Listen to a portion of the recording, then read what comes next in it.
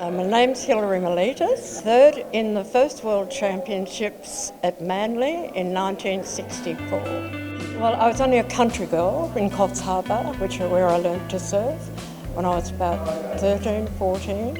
Had to only surf in Park Beach, no matter what the conditions were, because the old surfboard, which was my brother's, I couldn't even pick it up. I had to drag it into the surf, and I could only have a surf after my brother had taken all the good surf, and then I could only get the scraps. However, I was happy with that because I was only 13, 14, and it was on that board, which was a beaut because it's big and all as it was enormously stable. So I could even stand on my head on it. You know, had big fat rails as well.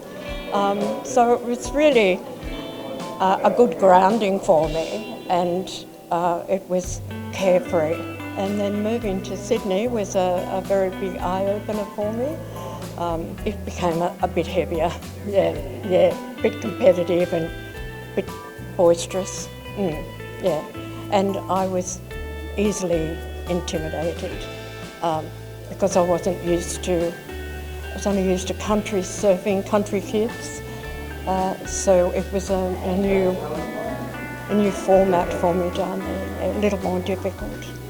A lot of gender inequality, I discovered, but I didn't know about competitions or anything like that.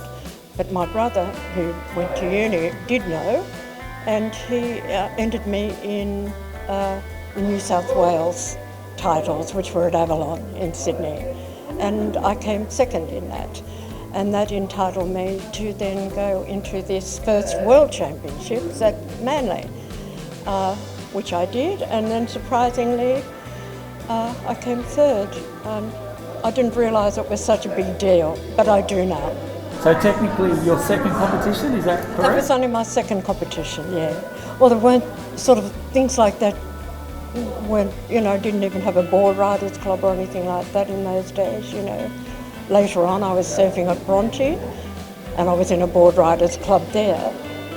But there was only me and another girl in that girls section, so it wasn't very competitive.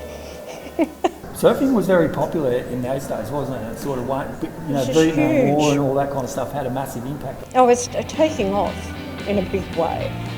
All males, of course.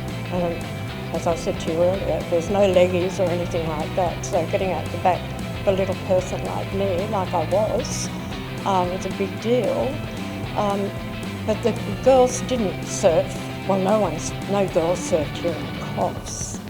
But there was just a mob of kids free surfing, It wasn't until I went to Sydney that I discovered things were a little bit different.